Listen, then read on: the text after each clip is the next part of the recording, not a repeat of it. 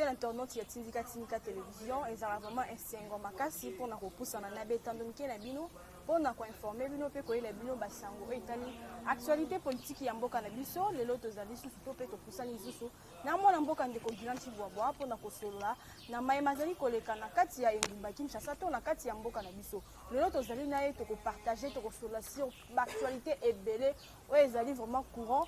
Donc, nako boss na te kopesa non bambote na boss na ngai o bazali papi kelina refin ki sombe mon vieux Luka Lucas ta ya Jésus na kati ya Londres na bossa nyote mon vieux Zena B na kati ya Paris pe na bossa nyote ali la tango ya ma fraise de partout nako pesa mbote directement na invité na ngai o azali awa na kombo ya Gilanchi Bwabwa mbote mo na mboka ya Gilanchi Bwabwa. Bonjour madame la journaliste, bonjour na balanino so Tindika Télévision. On est ensemble. Tu as soutenir Tata Mukonzeko, Félix Antoine Tshisekedi. Et puis tu as soutenir le tout premier gouvernement. Il y a pouvoir discréant chef de l'État. Et moi je mets en garde toute personne à l'Obaki Congo et Kobongate. L'impossible n'est pas congolais. L'impossible n'est pas congolais. Bible le dit, il y a encore de l'espérance pour tous ceux qui respirent. Ecclésiaste 9, verset 5. Toujours le même ordre,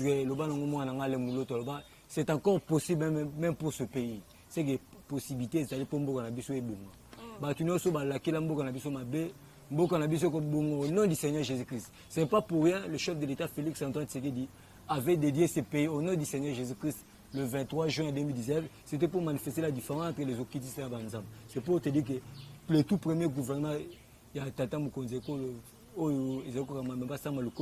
peuple congolais ils allaient causer des actions concrètes pour l'intérêt général et le peuple d'abord, madame la journaliste. Na balania sa Tindika Télévision. Na ko zanisa te ko pesa bambote belé na Tantine Blandino azali ko landa biso depuis Belgique na bosana société Tati Betty na Tantine Liliane o bazali ba Tantine ngai o bazwami na ngambu ya Mikili to ko lukato ba yamba basango ba sonde toujoursamisana ko yamba mona mboka to moni gouvernement ebimi to ebité peuple congolais bazali ko s'attendre nini to bazali ko zela nini na gouvernement to ko lukato zo mo intervention parce que to moni le premier ministre Sam Asili Kolobake l'impossible n'est pas congolais ben to ko lukato zo intervention maloba o ezaka ka maloba to e ko sala mape misale ko mona.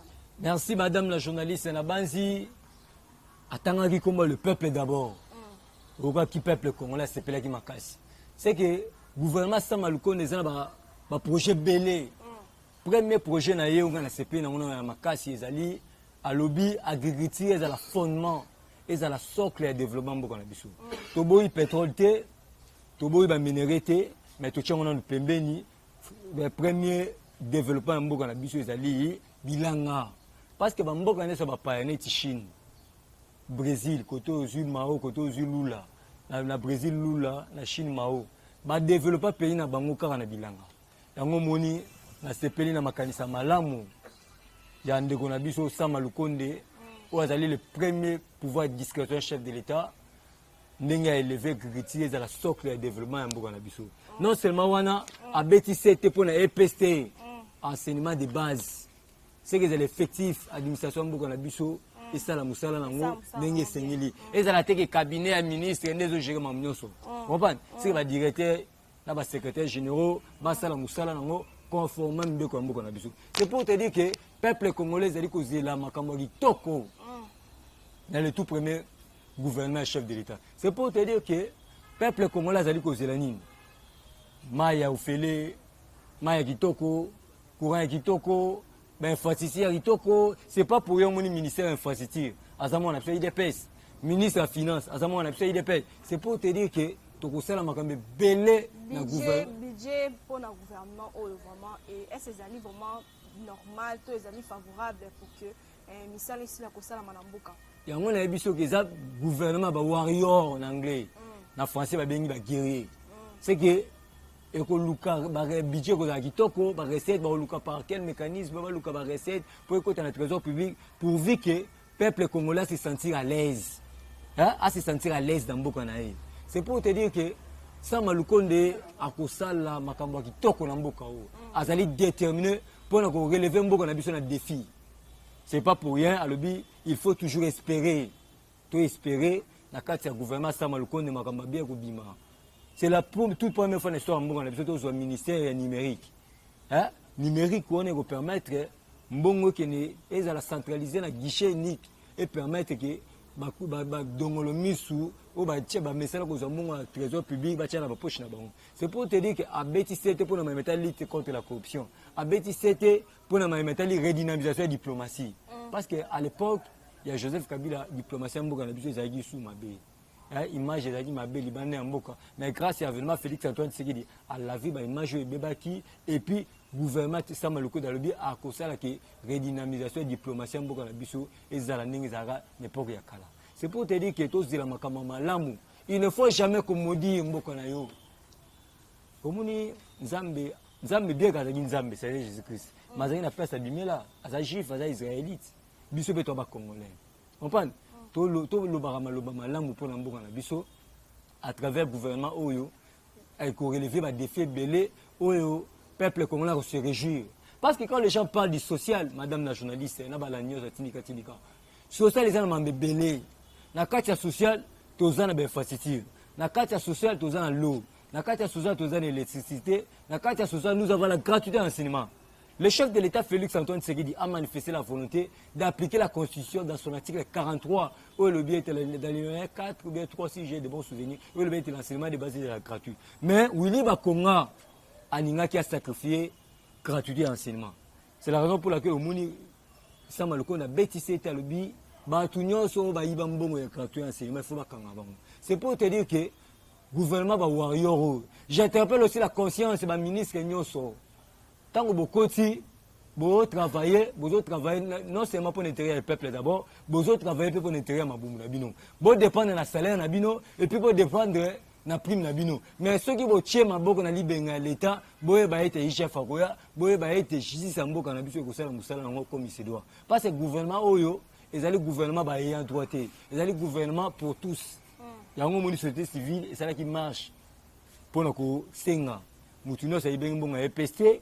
Moutouna Saïbagi Bonga Bukanga Lonzo, Moutouna Saïbagi Bonga Covid-19, Azala attendu par la justice, à comparaître devant la justice. C'est pour te dire que le gouvernement Oyo, ils ont des défis à relever, le gouvernement Oyo, le peuple congolais en a dit là. Non seulement dollar, ils ont comme mata, gouvernement, Bobunda pourvu que dollar et kita, ils ont un qui kala. Mais tout le monde peut F Bazaïba à suspendre secrétaire général de l'environnement. Tu as évité une intervention, tout le monde malobano avis na yo to maloboko bakisa par rapport à la suspension, il y a secrétaire général de l'environnement au évité pas F Bazaïba. Merci madame la journaliste. Axe oyo madame la ministre Ozali vice-premier ministre en charge de l'environnement F Bazaïba. Pour votre information, l'actuel président Félix Antoine Tshisekedi notre consolateur benga Josué. Abengaka peut-être sans le savoir, mais or qu'inspiration il y a Katina. Les Arabes Mukolo le 30 au 31 mars. Il y a 2018 Mukolo to votaka Tata Mukonze Kolo président il y a IDPS à l'époque. En tout cas acte oyo asali était ko suspendre secrétaire général environnement et ça acte moi bravo. Et ça acte moi faut na féliciter na balanyo atinga tidiga ba féliciter na peut féliciter parce que pour des vins on appelle ça en français pour des vins. Yo secrétaire général Olalo la mouki ote samedi secrétaire samedi ote na pesa. En tout cas yo secrétaire général Olalo la mouki obité le la vice-premier ministre en charge environnement yé téléphone à remercier na $100,000.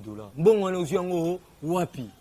En tout cas F Bazaïba azumbongo wana apesa la premier ministre $100,000 pour été et puis après sur ordre na ministre sortant il a fait cesser dans combo Claude Nyambuka Boutala comme moulai. Après sur ordre à suspendre le secrétaire général. Les avons acte moi toi liko. Et azani congolais mais mon iso mutaveni kana est akoma ra rwandais. Comprends? Zala ngo abo. So ngape na vanda na est ngo. On a balo ba ke ba ministre on se peut tout ba tout ça partir gouvernement ba su ba rwandais. On va combo apparemment bien té. Normalement au moni mutuno so vanda na est za rwandais té. Ba congolais ba ali ba rwandais ba ali mais lui c'est un congolais. Parce qu'un chef de l'État, Félix Antoine Tshisekedi, notre consolateur, a coquille jamais qu'au signé ordonnance et ministre au Yazali la nationalité rwandaise. Ce qui est vrai, Bazaï Belo Kasali, Bazali fait paix environnement, c'est un acte à bravo. Azong ici, ministre sortant en Anzela, et puis Azong ici, secrétaire général, au Yaouti ko suspend en Anzela. Parce que $100,000 aux gens au Wapi. Sur le salaire, il y a secrétaire environnement. Je ne pense pas que comme $2,000, $5,000. mais yo 5 000 dollars osango wapi yango to ali ko senga na IGF kota na ministère de l'environnement sala audit pour permettre biso to iba 100 000 dollars wana o ba auti ko pesa VPM ya environnement F bazai bazongo wapi.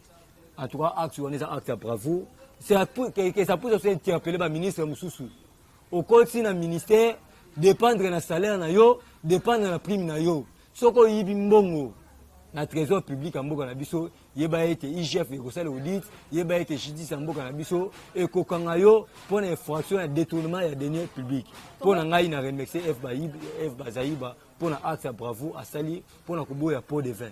Tomoni tata ekolo a sili ko se rendre na ngambu oyo ya France, tokoluka tolobela mo voyage na ye, tomoni a se déplacer. Tokoluka tozoma intervention na yo tomo maloba par rapport au voyage du chef de l'État. Merci madame la journaliste. Na banzi le chef de l'État Nzamba diplomatie mboka na biso. Azo kene toujours ko laver image ya mboka na biso. Na banzi oyebi bandeko na biso à France ba prometaki biso ba routine na biso ba formateur o ba former enseignant na biso et puis ba laka ki ba repesa biso 1 million de dollars pour la gratuité d'enseignement. Et puis chef de l'État qui non seulement pour la wana, qui pour la coopération militaire pour que la paix revienne à l'est du pays.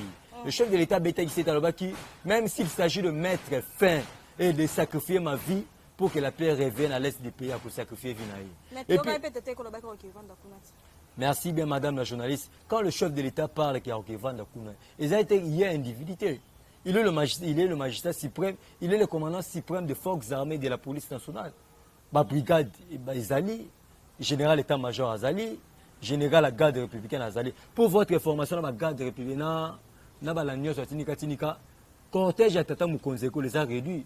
La garde la garde républicaine, bazasu na Kinshasa te bazana Istanbul na biso neti Chiko Chitambo neti Christian Chiwe bazana Istanbul na biso avec un seul objectif de mettre fin à l'est du pays. Bato bali ko luka to perdre Félix Antoine Tshisekedi, je souhaiterais tina maman na yo tina papa na yo kene est, mais en tant que garant de bon fonctionnement des institutions atindi ba soda ma pinga na biso. C'est la raison pour laquelle le monde qui président kenyan oyoa parce que ce qui le Félix Antoine Tshisekedi président de la République, c'est grâce le président le président Kenyatta, et puis le président Égypte, et puis le président sortant des États-Unis d'Amérique, Donald Trump, Nanzamba Likolo. Parce que cette impérium, ce n'est pas la volonté d'une personne, c'est la volonté de Dieu tout-puissant dans le peuple congolais. Tata Mukonzeko lors que de STT, ce qu'on dit, Tata Mukonzeko lors que de ST, soit papa na yo, soit maman na yo, tini na ST. Bande comme si babi tata ko lawela ka ko kende bamboka misusu alors que na ST zo ngoki. To moni pe bande ko na biso misusu ya ngambo ya bende basili ko sala marche pona ko singa na tata ekolo asila ko kusa na to akende na ngambo oyo bitumba to na ngambo ya beni pour que a aider bango pour basila na moi bitumba wana ezali na ngambo ST. To ko to zo ma intervention parce que to zo mona tata ekolo azali ko voyager. Bande comme si bazo yima pe. Moi maloba pona faire wana. Merci bien madame la journaliste. Na banzi na uti goloba awa Chiko Chitambo azali numéro 1 garde républicaine na titulaire na ye nani titulaire ya second titulaire azali Christian Chiwewe basa déjà na Istanbul na biso avec un seul objectif de mettre fin à la guerre à l'est du pays. Et puis non seulement wana ba adenani ba coopération ba SADC brigade d'intervention SADC basa de yakuna ba commando belge basa de yakuna ba commando américain basa de yakuna et puis brigade d'intervention et la République à Kenya dans quelques jours on est à Kenya. C'est pour te dire que le chef de l'État il est là parce que le chef de l'État a 3 missions. Le premier mission au chef de l'État Zanango le premier mission au chef de l'État Zanango c'est accorder la paix aux Congolais. Le deuxième mission sécuriser l'ensemble du territoire national. Le troisième mission développer le pays. C'est que le chef de l'État 3 missions on a à cause la que peuple congolais a redonné image et puis ceux qui prétendent que le chef de l'État Félix Antoine Tshisekedi a chef de l'État Azali Mokonzi a dépêché Mapinga Mboka na biso avec un seul objectif de mettre fin à l'est du pays. Botika totika la kana ye papa Etienne na Mabele notre consolateur il s'appelle bien Félix Antoine Tshisekedi. Bolukate tata Mokonzi ko akufa net Idriss Déby akufito boy beblo kwa. Zambé et alors la PCBSOYE a PCP Boigna Maïle a travaillé toujours au service du peuple congolais pour la bande qu'on a biso à Béni et vos apaisements. Ma pinga mboka na biso bazala yakuna brigade d'intervention SADC Bazada Kuna, commando belge Bazada Kuna, avec un seul but de mettre fin à l'est du pays. Tomoni pe dossier ya Willy Bakonga tozoye batiso ke suki wapi po tomona ki yaki na mwa vague makasi et sali mwa nungu bandeko tolobeli yango internet mobimba actualité zaki plus dominé na dossier etali Willy Bakonga mais apparemment tozoyo kango lisusu te état de droit ngo bandeko msusu alobi eyaka kaka na lombango et puis ba dossier yango plus et c'est calmara toujours na bopete yaka maman na vague makasi toko tozoma intervention parce que tozoye baté. Merci bien madame la journaliste. Ce qui est vrai, Willy Bakonga a des passeports. Il a un passeport congolais et puis il a un passeport américain. Mais au moins, nous demandons au gouvernement, il y a un bande de à Brazzaville, d'expliquer, quel que soit, Azali a un passeport américain, mais Azali ministre en fonction. Parce qu'un ministre, avant Bima, il faut l'autorisation du Premier ministre. Mais yo, ministre en fonction, bien que sortant mais en fonction parce que remise est plus de salamité. A Kogi jamais Kobima sans avoir le Premier ministre. Mais Tolali Tolamu qui était Willy Bakonga Azana Este, Azana Brazzaville. Et puis je demande au commandant suprême à l'ongola ba service union soit ya DGM, il y a ANER au bazali na fleuve ya mboka na biso, au bazali na frontière mboka na biso parce que loko basali ezali déjà bassesse. Ezali ko ça a été ba mesana na pot de vin. Mais la corruption. Comment fait-il qu'un ministre en fonction sans aval du Premier ministre? C'est pour te dire que nous demandons au gouvernement de Brazzaville d'expliquer, d'azongisa Willy Bakonga na mboka na biso, asamba lokola na procès 100 jours. Moi, le procès 100 jours, ils arrêtent télévisé. Je souhaité mukolo Willy Bakonga ozonga na mboka na biso, procès na à la télévisée.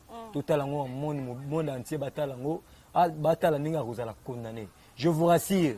Madame la journaliste, Willy Bakonga a expulsé dans le biso et puis il serait condamné à 20 ans de prison pour détournement et deniers publics. Le recensement de la population n'est pas prétexte, n'est pas un prétexte pour ne pas organiser les élections. Merci bien, Madame la journaliste Nabanzi. Le chef de l'État est clair. Selon Nanzela, ma porte-parole nae, Kasson Yamba. Les élections, le chef de l'État va respecter les élections dans les délais. Il va organiser les élections dans les délais. Bishop est aux intentions, il y a organiser l'élection au-delà de 2023. C'est la raison pour laquelle on a Augustin Kabouya. Quand l'avenir se prépare aujourd'hui, Tobandaki redynamisation, na Kinshasa. Actuellement, tout ça dans le Congo central. Si tout va bien, dimanche, Augustin Kabouya est Matadi pour le cadre toujours de la redynamisation. Toujours c'est la redynamisation avec un seul objectif pour que l'un des 4 matins topé sa majorité parlementaire à Félix Antoine Tshisekedi en 2023. Et puis, biso IDPS. Tout ça l'intention de la redynamisation c'est que peuple congolais va cambier IDPS, va combattre IDPS avec un seul objectif. La majorité parlementaire en 2023 pour éviter le brouhaha où ils allaient que ça les malakats de l'Union sacrée. Vous comprenez? Biso IDPS, tous allez se préparer en 2023. Recensement, biso organiser recensement. Bateau bazali ko recensement, ils allaient ministère intérieur. Dans le département la bango ya ONIP, Organisation nationale d'identification peuple congolais, basenga ki na gouvernement 350 millions de dollars. Pour organiser le recensement. Bangon de baroye biso que recensement est là 1 mois, bien là 2 mois, bien là 2 ans. Mais bangon baloba qui était dans une année 2 ans, le recensement est là sur l'ensemble du territoire national. Biso IDP on se prépare pour que en 2023 élection est salement. Félix Antoine Tshisekedi à travers porte-parole na Yalobi, il va respecter la constitution et mboka na biso. Comprendre? C'est que Batunyo sobali ko loba biloba lobote recensement et comme matata mukonze ko na glissement. Non. Biso IDPS on se prépare aujourd'hui. L'avenir se prépare aujourd'hui biso to aliko bunda pour que l'un des 4 matins si aura bel et bien élection en 2023 topé sa tata mukonze ko majorité en 2023. Tomoni pe Steve Ndikai azali ko senga to azali ko loba ete pona ye il faut suspendre Assemblée nationale na Sénat parce que bazali kolia mbongo ya pamba tokoshite na mwa mutuna wana moi maloba pona maloba aussi ko te pas Steve Mbikai. Merci bien madame la journaliste. Mbikai ezali agitation politique ya. Moni azana bras de fer na autorité morale na FDC. Mais Mbikai, je voulais juste interpeller la conscience Mbikai. Mbikai yo sala dédoublement FDC. Ozo nene kulu au commissaire président FDC. Vous êtes sûr maintenant qu'il y a quelque chose qui Bahati Sambila, à Rocha Kombo na yo pour ministre. Et puis tu as combien de ministres? Parce que forum est aginini, quorum est aginini. Pourquoi un ministre il faut avoir 8 députés? Est-ce que Mbikai a 8 députés? Et puis pourquoi un vice-ministre il faut aussi au moins 5 députés? Est-ce que Azana 5 députés? C'est pour te dire qu'il y a des agitations politiques, mais il a raison. Il a raison pourquoi? Parce que le Sénat, tout le monde est important à sénater. Il y a un moment qui est au Sénégal, le président Macky Sall, à l'Ongola Sénat. C'est important ça Sénat pénèse à pénater, important ça l'Assemblée professionnelle des athées, et puis important si à côté où les gens yazali, ouais, parce que Béléna, Joseph Olenganko, na sensa. Tout le monde a plus important ça côté. Et on doit aller au Sénat chef de l'État, Abouma Sénat, Abouma Assemblée provinciale, et puis Abouma la sensa, Conseil national suivi encore ils allaient souter. Tout ça déjà dans l'élection c'est seulement suivi ni na Olenganko ali ko sala. C'est que nous demandons au chef de l'État, Abouma Sénat. Bon, l'Assemblée provinciale, bon, m'appelle la CNSA. Mais je demande à Mbika et tire agitation aux alliés députés. Bah, voter yo na circonscription Mouamba. Bah, voter la bango il a été nommé, hein. Na Mouamba, na muta Mouamba. Na mona place, bah, voter Mbika ité. Mais le coup, la bazara, la FCC.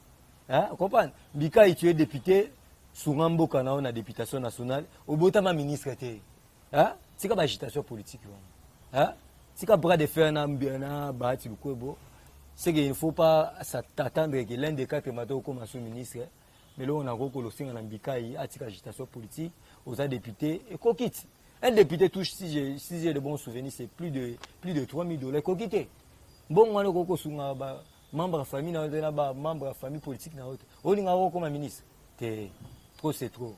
Billet qui obi coquille. Fidèle en tournant, on commence à souka émission, na bosanité chez Makindelo depuis magesteur na bosanité la sociale Clarisse Numbi de heureusement na pe na bosanité moi na mboka kinanchi bwabwa to comme vraiment ko chuter na émission na biso na koluka na zo moi liloba suka et puis pour la bato za posa ko contact na yo. Merci bien madame la journaliste, mot de la fin na ngezali kaka l'impossible n'est pas congolais et le bana ngomo na nga le muloto le fait le père d'adoration à mboka na biso sur le plan religieux alors baka c'est encore possible même pour ce pays. Ah oui, ça soutient en réalité. Ah oui, ça tient en pas qu'au kata misala ne soit mabé. Accordons la chance au tout premier gouvernement. Il y a Tata Mukonze Kolo, ils ont déjà investi. Le lot remise et reprise des élections Salema, le bipé ko Salema, bo sambela pour na mboka na biso. Bo sambela pour na président de la République, bo sambela pour na ministre na mboka na biso. Va travailler pour l'intérêt général et le peuple d'abord. Va travailler pour l'intérêt de Maboumou la bangote. Parce que Maboumou la bangote salaire na bango, na prime. Mais ce qu'on y bimbongo à l'État, il est chef et ali, justice en mboka na biso ko zoyeux et condamné à 20 ans de prison. Que Dieu bénisse la République démocratique du Congo, que Dieu bénisse le tout premier gouvernement, le pouvoir discrétionnaire chef de l'État, que Dieu bénisse les combattants et combattantes, tant qu'on les a soutenus. Ma ministre, ma ministre Nabiso, j'interpelle aussi la conscience, ma ministre ici à IDPS, pour respecter 70%. Ma combattant, ma zoba na binoté, ma parlementaire debout, ma zoba na binoté, ma bouna pour que l'un des 4 matins, va se faire la bokonjour. 70% tchapé ma parlementaire debout. Tu as dit que c'est la tata Mukonze Kolo. Le prochain gouvernement, avant l'élection en 2023, PSAP, ma parlementaire debout, Tomita Laka. Tout le monde appelle ministère, tout le monde appelle ministre et le parlement debout. Tout le monde la Denise Dakero, la distinguée première dame. PSA ma parlementaire debout, assurance médicale. Le col au PSI, ma comédien. Car la Bible déclare, la bénédiction commence dans la maison du Père. Maman Denise Dakero, au PSI, ma comédien, assurance médicale, ma bête, ma lame. Mais la Bible déclare, la bénédiction commence dans la maison du Père. N'a pas si au verset, Maman Denise, la distinguée première dame, Jean 6, 60, 61, 68. Et ça, histoire apporte Pierre, dans le Seigneur Jésus-Christ. Maman, tu soutiens yo. Quand nous avons soutenu Félix Antoine Tshisekedi, tu as soutenir yo na bana yo. Tu sais, na moi na liboso ya maman Fanny, ya maman Denise, ya Fachi Beton, Fanny Kassalou.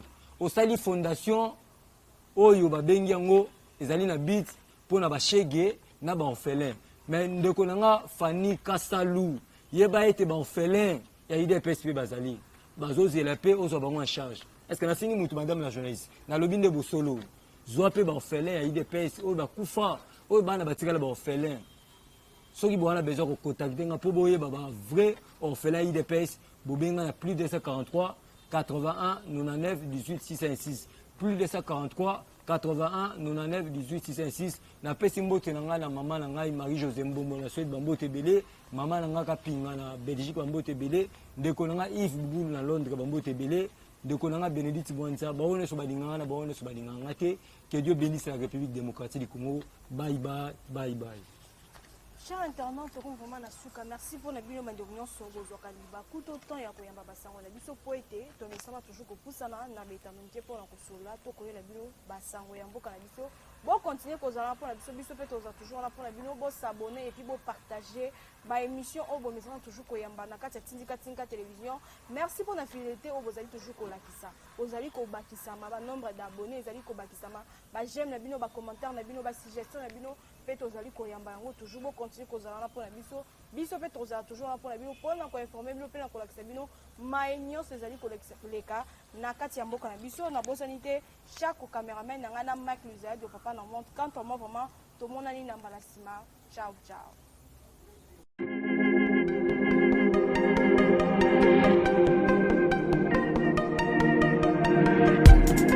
Après 25 ans d'expérience, eh oui, de 1995 jusqu'à ce jour, Elton Store, l'unique shop congolais de Londres, la Grande-Bretagne, il est Londres, et ça lui cause la fierté à la communauté nabiso, et surtout, il y a un homme d'affaires congolais sérieux dans la diaspora.